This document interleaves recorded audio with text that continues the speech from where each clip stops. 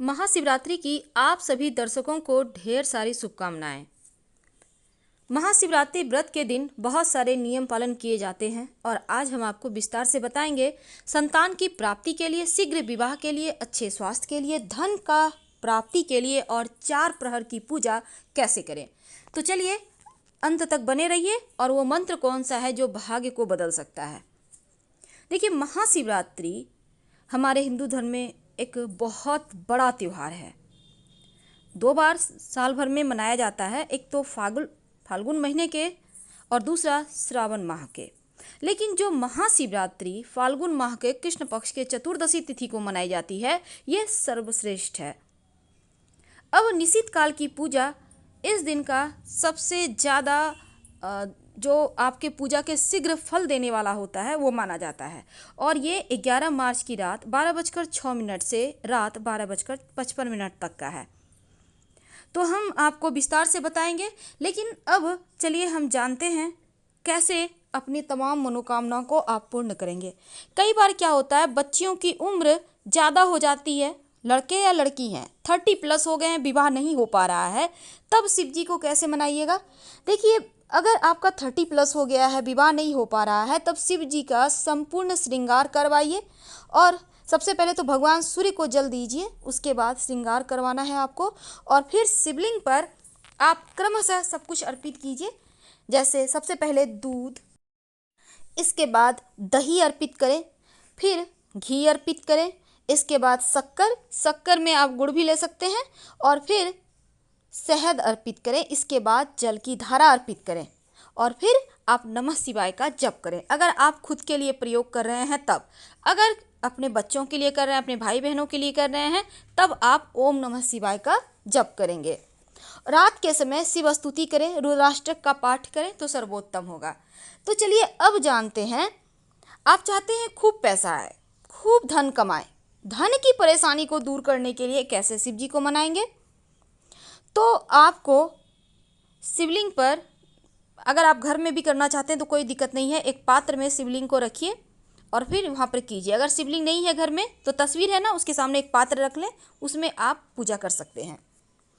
तो सबसे पहले आप उस पात्र में या शिवलिंग के ऊपर दूध डालिए, नमः शिवाय का जप जितना ज़्यादा हो करते रहिएगा। दही अर्पित करें, फिर शहद अर्पित करें, फिर शक्कर अर्पित करें और फिर घी अर्पित करें, फिर जल की धारा अर्पित करें और धन प्राप्ति की प्रार्थना करें। अब अगर आप विवाह के योग्य हैं, आप चाहते हैं शीघ्र विवाह हो जाए, यानी जो 30 से कम उम्र के हैं, क्या करेंगे, 108 बिल्व पत्र ले आए। अगर 108 ना हो, जितना है उतना ही ले लें। इसके बाद हर एक बिल्व पत्र पर चंदन से लिखिए राम, फिर उल्टा करके शिवलिंग पर अर्पित कीजिए और बोलिए नमः शिवाय। अगर खुद के लिए कर रहे हैं तो, किसी और के लिए कर रहे हैं तब बोलिए ओम नमः शिवाय।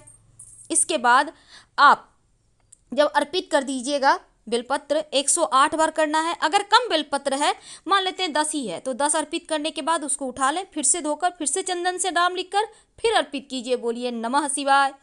तो इस तरह से आप अर्पित करें और शीघ्र विवाह की प्रार्थना करें तो आपका विवाह शीघ्र हो जाता है। अब हम बात करेंगे कि 4 प्रहर की पूजा आप कैसे करेंगे। तो पहले एक बात जान लें, जो 4 प्रहर की पूजा होगी उसमें जो समय है उसका खास महत्व है। तो समय के अनुसार ही हम आपको बताएंगे। देखिए, सबसे पहली बात, अगर आप 4 प्रहर की पूजा करेंगे तो प्रथम प्रहर की जो पूजा होगी वो 11 मार्च की शाम 6:27 से लेकर रात 9:29 के बीच आप कीजिएगा। सबसे पहले शिव जी को दूध अर्पित कीजिएगा, ठीक है।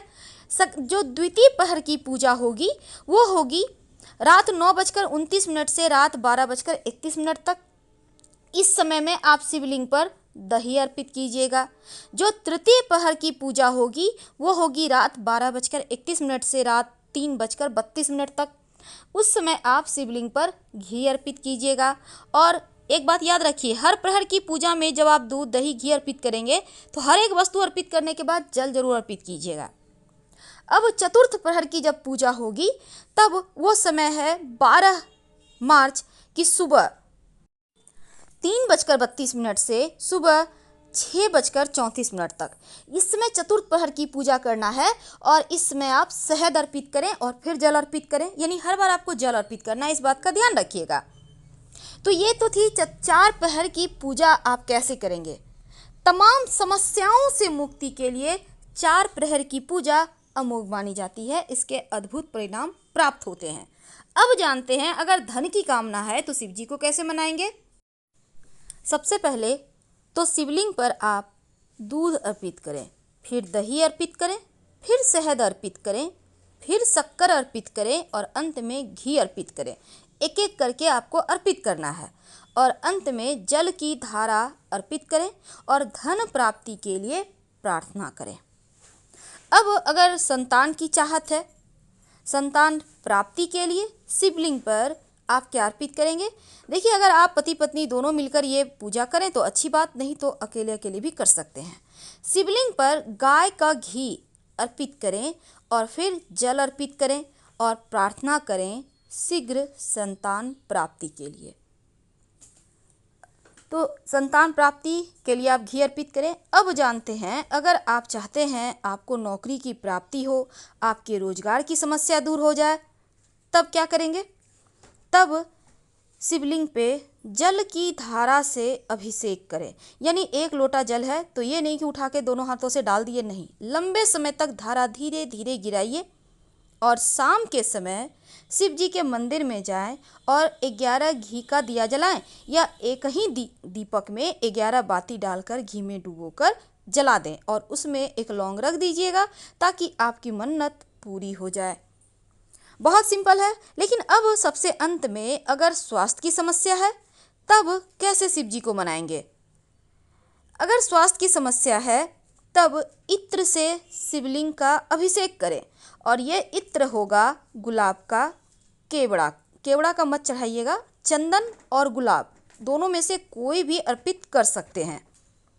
और फिर एक मंत्र है, 108 बार जप कीजिएगा।